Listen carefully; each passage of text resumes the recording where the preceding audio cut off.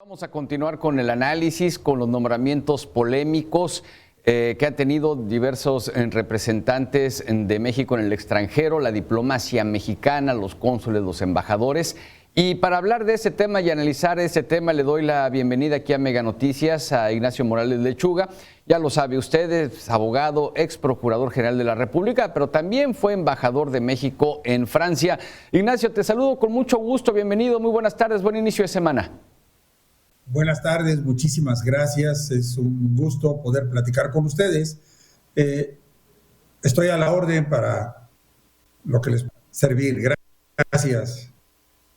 Sí, Ignacio, hablamos, de estos nombramientos que se dan en un momento específico en la historia de nuestro país.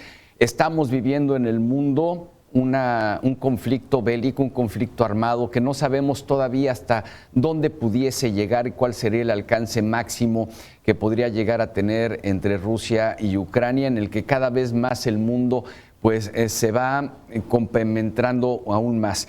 Y dentro de toda esta vorágine de información de lo que sucede, están los nombramientos que se dieron a partir del 17 de enero, muchos de ellos polémicos, exgobernadores, escritores, escritoras, e incluso desde mi punto de vista, Ignacio, quisiera saber tu opinión desde luego. Estos nombramientos pone en riesgo los acuerdos internacionales, pone en riesgo a la diplomacia mexicana.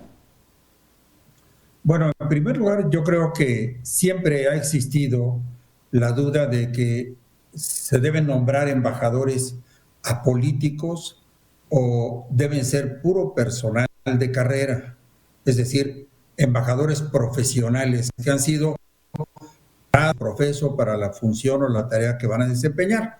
Normalmente los países manejan unos 50 y 50, otros 70-30, y en realidad en nuestro país había venido ocurriendo algo similar, es decir, embajadores de carrera para ciertas embajadas y otros que no eran de carrera y que provenían de la administración pública.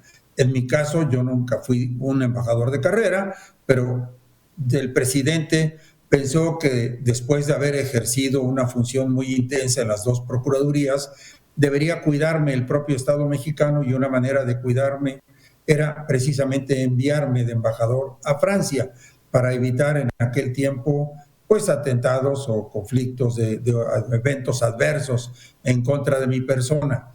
Entonces, en este momento, yo bajo ese perfil pienso que sí deben o pueden nombrarse personas que hayan servido en otras áreas de la administración pública para incorporarse al servicio diplomático, pero deben tener ciertas características, una concepción desde luego universal, un conocimiento del fenómeno de un nivel de estudio superior, aunque sea como autodidactas, pero que de alguna manera pasen una prueba que deba ser analítica y exigente por parte del Senado, sobre todo de la región a la cual van a representar a nuestro país, y antecedentes que sean dignos para poder representar también a nuestro país. Creo que en el caso de los recientes nombramientos de embajadores, que han sido muy discutidas y muy discutibles sus nombramientos, no se ha seguido un proceso de selección, y en ocasiones los países ante los cuales se ha acreditado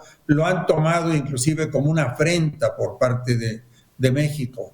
Es decir, el embajador propuesto en Panamá, acusado de acoso sexual, pues provocó la molestia, desde luego, de Panamá. El embajador propuesto en España, exgobernador de Sinaloa, pues también puso un poco a España de guardia por algunas informaciones que, por supuesto, no dio a conocer. Los embajadores o cónsules generales también, es decir, el embajador requiere un cuidado extremo también en su desempeño anterior y en su desempeño como embajador, una manera discreta de ejercer la diplomacia y de analizar y evaluar las relaciones de los organismos multilaterales y por supuesto el desenvolvimiento de la imagen de nuestro país y las posibilidades de un acercamiento mayor en el ámbito financiero, en el ámbito comercial,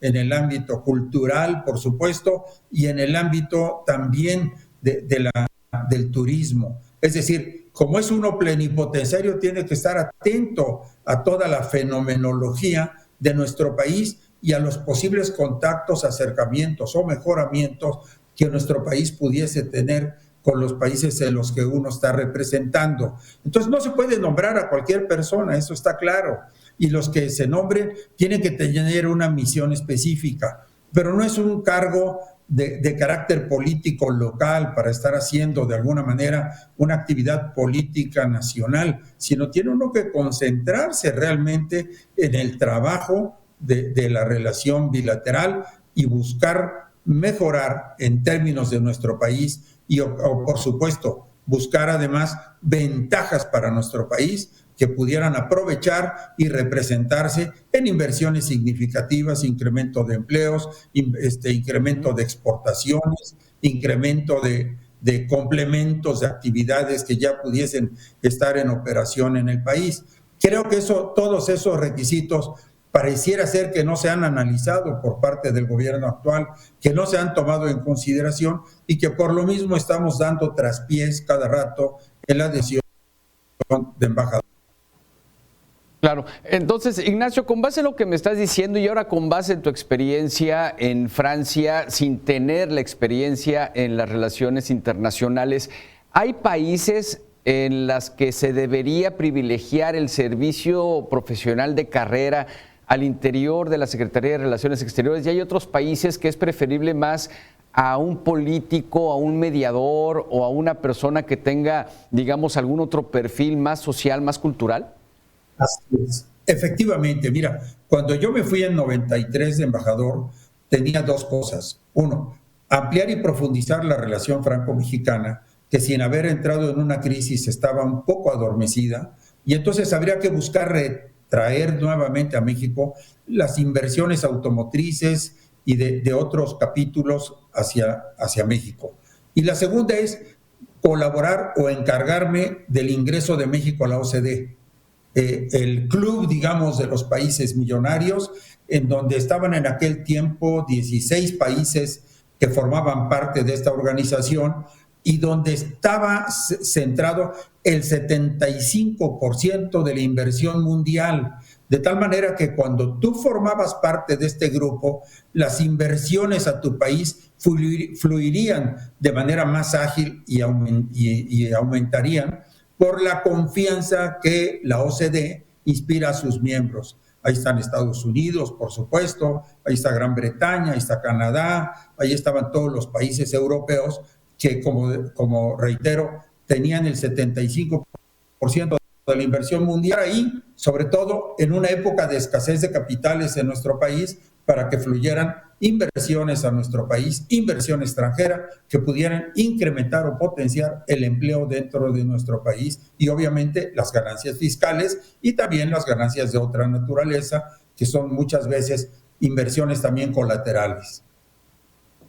El nombramiento de Esteban Moctezuma como embajador de los Estados Unidos, el principal socio comercial de México, Ignacio, ¿cómo consideras el perfil de Esteban Moctezuma? ¿Cómo ves hasta ahora el trabajo realizado sobre todo con los temas que han salido recientemente? La voz del secretario de Estado de los Estados Unidos, pues criticando un poco la posición en cuanto al ataque al periodismo en México, y quizá desde mi punto de vista un Esteban Moctezuma un poco callado en el tema. Bueno, el papel de él es un conciliador con experiencia, que seguramente ahí el presidente pensó en enviar un hombre de su más absoluta confianza y de un nivel secretario de Estado para que el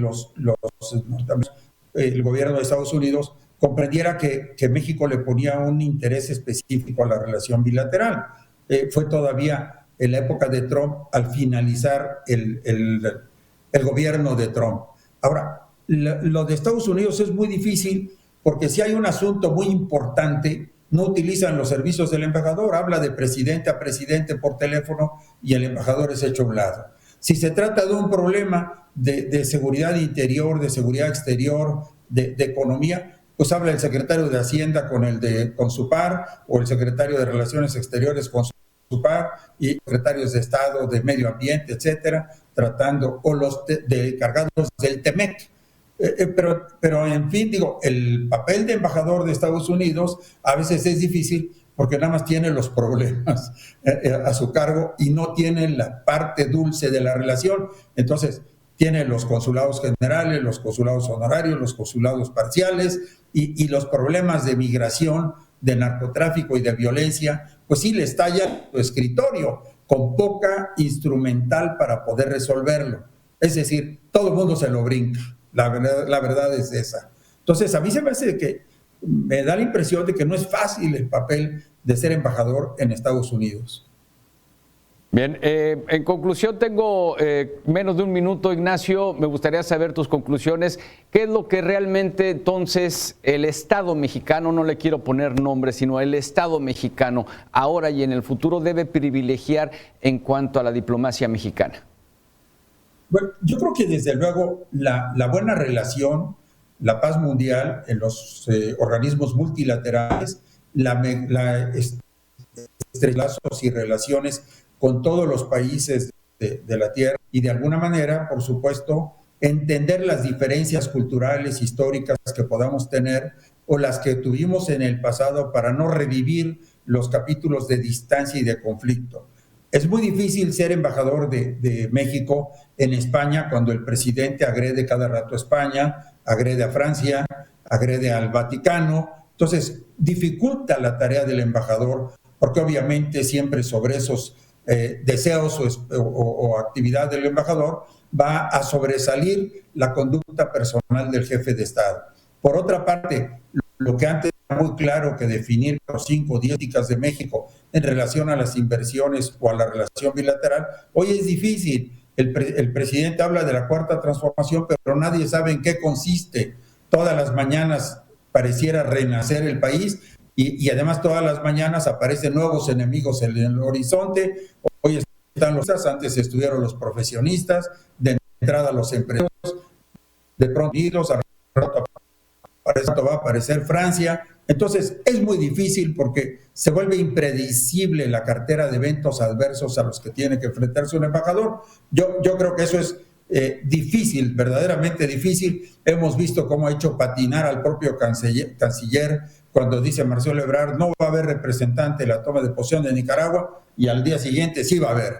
Entonces tampoco puedes estar trabajando con una persona bajo esos actitudes, yo no quisiera llamarlas así, pero así son, caprichosas. Bien, pues Ignacio, como siempre, un gusto poder escucharte el análisis aquí en Mega Noticias. Deseo que tengas una muy buena tarde y reitero mis buenos deseos para toda esta semana. Gracias, Eduardo, igualmente, y igualmente para tu auditorio tan vasto y tan enterado. Gracias.